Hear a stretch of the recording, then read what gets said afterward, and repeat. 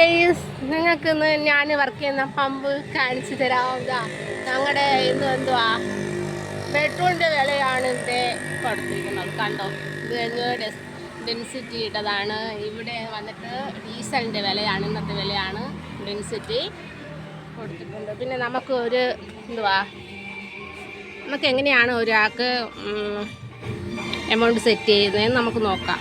ആദ്യം നമ്മൾ amount amount 500 രൂപയ്ക്കാണെങ്കിൽ നമ്മൾ 500 നമ്മളെപ്പോഴും ഇങ്ങനെ ചെയ്യുന്ന സമയത്ത് ഇങ്ങനെ ആയിരിക്കണം.